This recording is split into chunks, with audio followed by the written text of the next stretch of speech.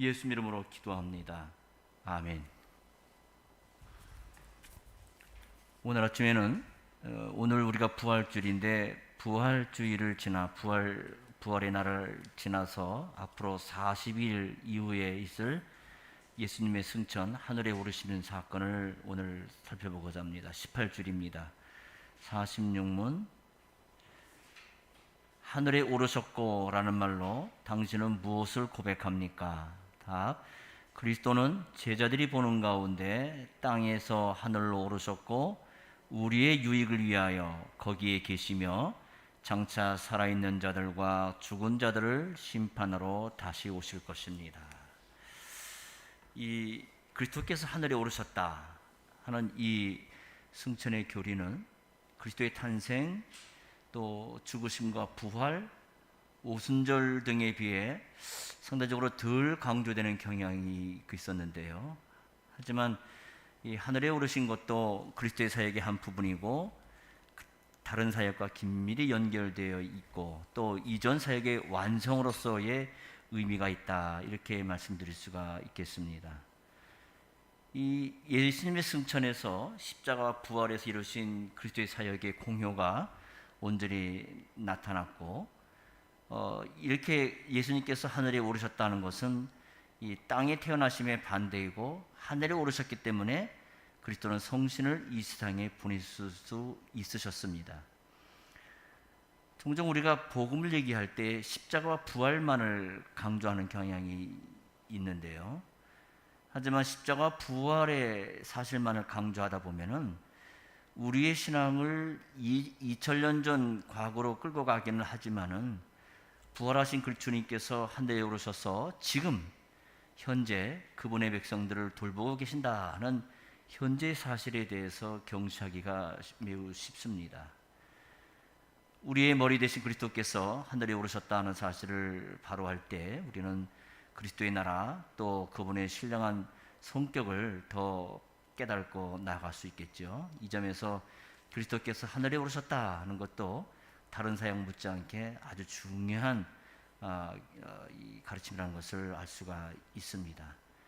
하늘에 오르신 그리스도께서는 중보자로서의 그분의 사역인 제사장 또 왕, 선지자로서의 사역을 견지하고 계시는데요.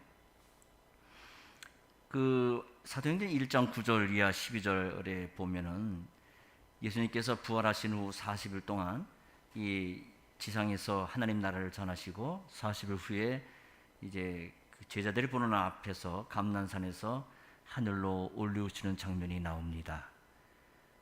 이 일은 분명한 역사적 사실입니다.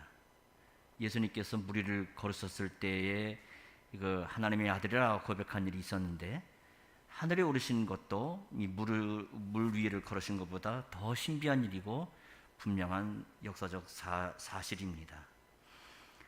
이것은 그리스도께서 아버지에게 가심을 보이신 것이고 이 말은 요한복음 16장 28절 말씀같이 원래 이분이 하나님 아버지에게서 오셨다 하는 사실을 나타내주는 사건이기도 합니다. 성경에서 보면 이제 하늘이라는 말이 많이 나오죠. 이 하늘이란 말을 성경에서는 여러 의미로 사용하는데 우리가 잘 알듯이 그 공중에 나는 새 해서 그 하늘을 얘기하기도 하고 또는 시편 8편에 보면 그 우주 천체가 운행하는 우주 공간을 가리켜 하늘이다 이렇게 얘기하기도 하고 또 땅이나 지옥과 구별돼서 하늘을 얘기하는 경우도 있고 그렇습니다. 그래서 하나님께서 통치하시는 우주의 중심을 하늘이라 이렇게 말하기도 합니다. 하지만 예수님께서 오르신 하늘을 히브리서에서는 히브리 9장 24절 한번 보죠. 히브리서 9장 24절입니다.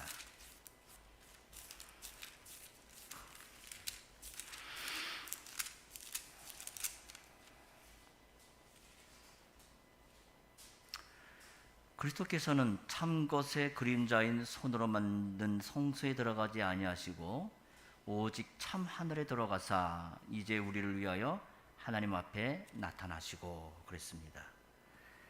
자, 히브리서에서 말하는 참 하늘, 여기서 말하는 참 하늘이 바로 예수님께서 오르신 하늘입니다. 사도신경에서 고백하는 하늘도 우리가 아는 물리적 공간의 의미를 말하는 게 아니라 하나님께서 통치하시는 우주의 중심을 의미하는데요. 자, 예수님께서 하늘에 오르시는 장면을 다시 한번 살펴보죠. 사도행전 1장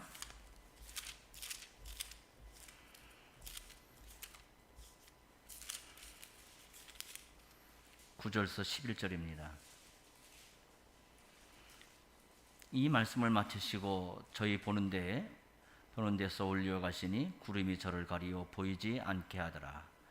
올라가실 때 제자들이 자세히 하늘을 쳐다보고 있는데 흰옷 입은 두 사람이 저희 곁에 서서 가로되 갈릴리 사람들아 어찌하여 서로 하늘을 쳐다보느냐. 너희 가운데서 하늘로 올리우신 이 예수는 하늘로 가심을 본 그대로 오시리라 하였느니라.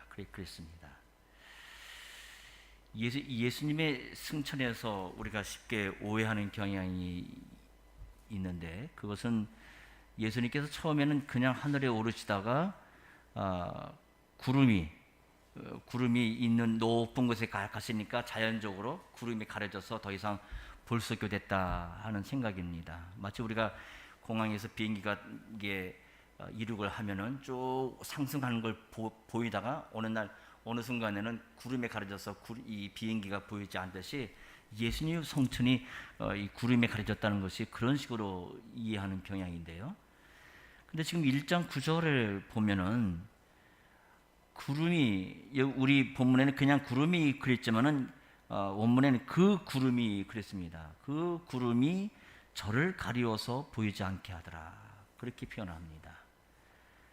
구름에 가려져서 예수님이 보이지 않았다 하는 얘기가 아니라 구름이 저를 가리워서 보이지 않게 했다 하는 말입니다. 작은 표현 같은데요. 그러나 여기는 큰 차이가 있습니다. 구름에 그 다음에 구름이의 차이인데, 구름에라고 생각하면 앞에서 얘기했다시피 비행기가 이륙해서 이 높은 하늘로 올라가게 되면은 구름에 가려져서 자연적으로 안 보이게 되는 것처럼 그렇게 생각하게 됩니다. 하지만 구름이라고 하면 구름이 적극적으로 예수님을 모시고서 하늘에 데려갔고, 따라서 밑에 있는 사람들은 가려져서 볼 수 없었음을 표현하는 말이 됩니다. 속죄일을 마치신 그리스도께서 참 하늘에 오르신 일은 자연 현상으로서는 설명할 수 없는 일입니다. 우리가 구약 성전에 쉐키나의 영광 구름이 지성소에 올린 걸 알 수가 있는데, 그렇게 그곳으로 가시는 예수님도 이 쉐키나의 영광 가운데서 오르신 겁니다. 즉 하늘 성전으로 들어가셨다 하는 거죠. 이 쉐키나의 영광이 있는 곳은 바로 성전입니다. 모세는 출애굽기 40장 34절 이하에 보게 되면 성막에 여호와의 영광 구름이 가득 계실 때 그 성막에 감히 들어가지를 못한 모습으로 출애굽기가 끝나죠. 또 이사야 6장에 보면 이사야는 성전에 가득한 영광 구름 앞에서 자기의 죄를 두려움 가운데 깨닫게 됩니다. 하지만 부활하신 그리스도는 영광의 구름이 있는 하늘 성소로 친히 들어가셨다 하는 겁니다. 그리스도께서 올리우신 이 하늘은 이 세계와 우주에 속한 하늘이 아닙니다. 마치 엘리야를 둘러싼 불말과 불병거가 엘리사의 사환에게는 보이지 않았지만 분명코 거기 있었고 사람들이 생각과 다른 방식으로 존재했던 것과 같이 하나님께서 통치하시는 하늘이라는 것은 이 세상과 다른 질서에 속해 있는 겁니다. 하늘에 계신 그리스도께서 다메섹으로 가는 사울에게 나타났을 때 해보다 더 밝은 빛이 그를 둘러 비쳤고, 요한 사도에게 나타났을 때 요한은 그 발 앞에 엎드려 죽은 자 같이 되었다는 것이 이 계시록 1장 17절의 표현이죠. 이처럼 그리스도께서 계신 하늘은 우주의 한 공간이 아니라 지극히 크신 영광 가운데 있는 곳임을 이러한 말씀 중에서 우리는 알 수가 있겠습니다. 그리스도는 그처럼 영광스러운 자리에 올라가서 이제 온 세상을 통치하고 계십니다. 그리스도께서 하늘에 오르셨다 했을 때 이 하늘이 앞에서 우리가 이해를 했듯이 물리적인 하늘이 아니기 때문에 우리는 그 사실을 믿음으로만 알 수가 있습니다. 이것은 첫 번째 목격자에게도 마찬가지였는데요. 구름이 가린 다음에 예수님께서 어디로 갔는지는 제자들로서도 알 수가 없었습니다. 하지만 천사가 그리스도는 하늘로 오르셨다라고 이렇게 말했고, 제자들은 그 천사들의 말을 믿고 예수님께서 하늘에 오르셨음을 알았습니다. 믿었기 때문에 엘리야의 제자들처럼 어디에 선생의 몸이 떨어졌는지를 찾아다닐 필요가 없었던 거죠.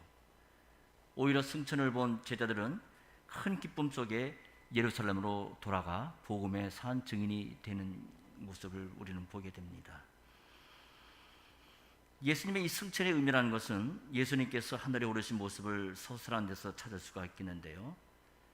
우리는 어느 곳으로 갈 때 가는 걸 보면서 가는 곳을 우린 주목해 가면서 걸어가지요.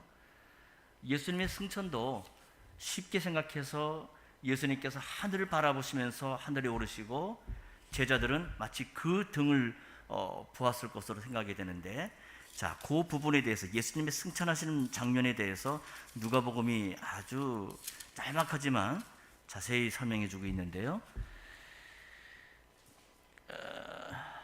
누가복음 24장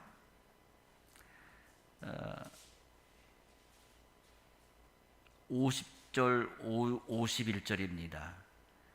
예수께서 저희를 데리고 베다니 앞까지 나아가사 손을 들어 저희에게 축복하시더니 축복하실 때 저희를 떠나 하늘로 올리우시니 그랬습니다.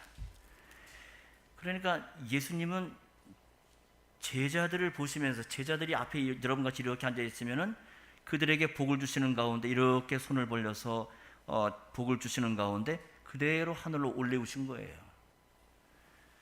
승천의 이러한 모습에서 우리는 이 몇 가지를 생각해 볼 수가 있겠는데요.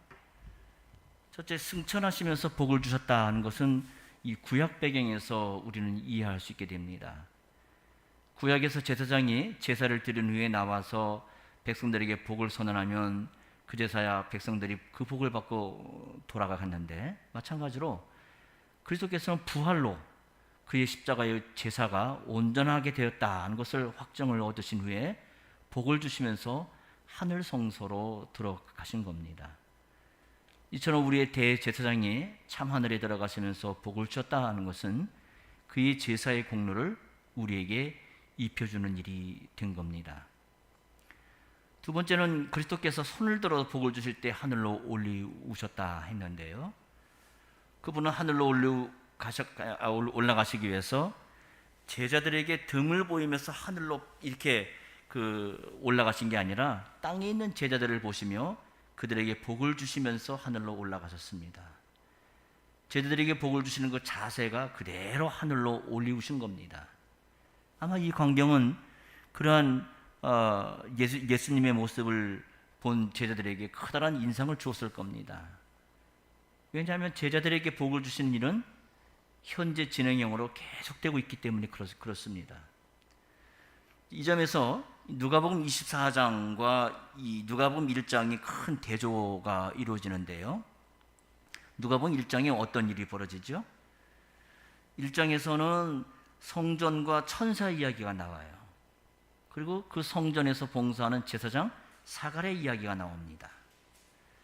사가랴에게 천사가 나타나서 아들을 약속했지만 그가 믿지 못함으로 인해 벙어리가 되고 말지요. 백성들에게 복을 선언해야 될 제사장이 벙어리가 됐다 하는 것은 백성들에게 축복을 제대로 할 수 없게 됐다는 그런 말이 됩니다. 그런데 이 누가복음 마지막 장에서는 그리스도께서 온전한 제사를 다 드리셨고 복을 주시면서 하늘로 오르신 장면이 나옵니다. 이처럼 그리스도의 복은 효과가 있어서 제자들은 큰 기쁨으로 가득하게 됐고 예루살렘 성전에서 하나님을 찬송하였습니다. 예수님을 죽인 원수들이 여전한 그러한 성전이지만 승천하시는 그리스도의 복을 받은 제자들은 전혀 두려워하지 않냐고 오히려 그들이 있는 성전에서 하나님을 찬송했던 겁니다. 세 번째로 복을 주시면서 하늘로 올리우셨다는 것은 2000년이 지난 우리에게도 커다란 위로와 복이 됩니다. 복을 주시면서 하늘로 올리우신 우리의 대제사장은 지금도 땅에 있는 그분의 백성에게 복을 주십니다. 그리스도의 복 주심과 그 복을 받는 성도가 하나님을 찬송한다는 일은 그리스도께서 다시 오실 때까지 끊임없이 계속되어야 될 일이고 또 계속해야 될 그러한 우리의 직무이기도 합니다. 땅의 교회는 지금도 그리스도의 복 주심 아래 속해 있습니다. 하늘 성소에서 대제사장으로 베푸시는 복 때문에 우리가 지금도 여전히 구원의 부은혜를 받아 누리고 있는 겁니다. 이렇게 대제사장으로서 승천하신 주님의 사역은 왕으로서의 또 사역을 진행하고 계십니다. 예수님께서 구름을 타고 하늘로 가셨다는 것은 예수님이 바로 하나님이심을 나타내는 건데요. 구약의 많은 구절들, 성경의 시편 18편, 68편, 104편, 이사야 19장 같은 경우를 보게 되면 하나님의 영광을 구름과 관계에 묘사하는 것을 주목해 볼 수가 있습니다. 이처럼 구름을 타고 오르신 예수님은 또한 가심을 본 그대로 즉 구름을 타고 다시 오실 것임을 약속하십니다. 이 장면은 특히 다니엘서 7장 13절 14절에 예언한 인자의 모습이기도 한데요. 그 다니엘서 7장 13절 14절에 보면 내가 또 밤 이상 중에 보았는데 인자 같은 이가 하늘 구름을 타고 와서 옛적부터 항상 계신 자에게 나와 그 앞에 인도되매 그에게 권세와 영광과 나라를 주고 모든 백성과 나라들과 각 방언한 자로 그를 섬기게 하였으니 그 권세는 영원한 권세라 옮기지 아니할 것이고 그 나라는 패하지 아니할 것이니라 이렇게 말합니다. 구름을 타신 그리스도에게는 이 권세와 영광과 나라가 주어졌어요. 하늘과 땅의 모든 권세를 아버지께서 아드님에게 주신 겁니다. 이처럼 승천하신 그분은 왕으로 우리를 지금도 다스리고 계시는 겁니다. 세 번째, 이 하늘로 오르신 그리스도께서는 승천하시면서 선물로 주십니다. 즉 선지자로서의 사역을 감당하여 주시는데요. 하늘로 오르시면서 사로잡힌 자들을 사로잡아서 교회에 선물로 주었어요. 이게 에베소 4장 7절 이하 11절의 말씀이죠. 이어지는 그 구절을 보면 그 선물인 다름 아닌 사도, 또 선지자, 복음 전하는 자, 목사와 교사를 교회에 선물로 주셨다 이렇게 설명합니다. 그리스도께서 사탄의 종로로 타던 자들을 포로로 잡아 해방시켜 주셨고 그 가운데서 말씀 전하는 자들을 교회에 선물로 내려주신 겁니다. 특히 이 에베소서의 이 저자인 바울 사도 같은 사람을 승천하신 그리스도께서는 만나서 다메스코성에서 만나서 그를 포로로 삼으셨고 그를 그리스도의 교회에 선물로 주셨습니다. 이처럼 승천하신 그리스도는 교회에 말씀의 직분자를 주시고 또한 성신으로 함께 하시면서 그들의 가르침을 효과 있게 적용시키십니다. 이 점에서 선물을 주시면서 하늘로 올라가신 일은 그리스도의 선지자적인 직분과도 긴밀히 연결되어 있는 것으로 우리는 이해할 필요가 있습니다. 자, 그렇다면은 그 다음에 이 47문에서 하는 장면을 우리는 더 한 걸음 더 들어가 살필 필요가 있는데요. 47문입니다. 그렇다면 세상 끝날까지 우리와 함께 있으리라 하는 그리스도의 약속은 어떻게 됩니까? 답. 그리스도는 참 인간이고 참 하나님이십니다. 그의 인성으로는 더 이상 세상에 계시지 않으나 그의 신성과 위엄과 은혜와 성신으로는 잠시도 우리를 떠나지 않습니다. 이 두 가지 사실을 말하죠. 그리스도께서는 하늘에 오르셔서 하나님 우편에 앉으심으로 제자들과 더 이상 함께 계시지 않습니다. 다시 오실 때까지 그분은 하나님 우편에 앉아 계시는 겁니다. 그런데 우리가 마태복음 26장 11절이나 요한복음 17장 11절 보면 예수님은 분명 제자들을 떠나시겠다고 하셨지만은 동시에 그들을 세상 끝날까지 함께 하겠다라고 약속하신 장면이 마태복음 28장이에요. 그들을 고와 같이 버려지지 아니하시고 그들에게 오겠다. 요한복음 14장 18절 이렇게 말씀하시죠. 떠나셨지만 함께 계신다. 어딘가 이해가 안 가는 상반되는 이율배반적인 말같이 보여요. 근데 이것은 두 가지 다른 사실을 이야기한 게 아니라 지금 이 47번에서 고백하는 대로 인성으로는 더 이상 세상에 계시지 않으나 그의 신성과 위엄과 은혜와 성신으로는 잠시도 우리를 떠나 계시지 않는 것을 가르치는 겁니다. 우리는 다시 오신다는 말씀의 의미가 뭔지를 좀 더 깊이 살필 필요가 있겠는데요. 이 부분에 대해서는 다음 주일에 계속해서 좀 공부해 보기로 하겠습니다. 함께 기도하죠. 걸어가신 아버지 하나님, 주님께서 이 땅에서 부활하시고 다시 하늘로 오르셔서 그 우리에게 축복하시면서 여전히 당신의 세우신 백성들과 교회를 축복하시는 그리스도이심을 알게 해주시고 그분의 백성들의 왕으로 지금도 통치하시는 주님임을 또 깨닫게 해주십니다. 더욱이 또 우리에게 이 땅에 저희와 함께 하시는 주님으로서 말씀의 사역자를 주님의 포로로 보내셔서 선물로 내주셔서 그리스도의 말씀을 언제나 저희들에게 듣게 해 주심으로 그리스도께서 우리와 함께 하심을 우리로 하여금 알게 해 주십니다. 이와 같이 하늘에 오르신 그리스도께서 행하신 이 삼직의 일들이 우리에게는 이 땅에서 눈물 골짜기를 걸어가는 저희들에게는 큰 위로가 되고 또 생명이 되오니 주님, 오늘 이 부활의 아침 실망과 좌절밖에 없는 이 세상의 삶 속에서 저희들에게 소망과 또한 큰 기쁨으로 넘치게 하여 주시옵시고 그리스도께서 우리와 함께 하심을 항상 우리의 마음에 붙잡고 주를 의지하여 살아가는 저희 모두가 될 수 있게 하여 주시옵소서. 예수 이름으로 기도합니다. 아멘.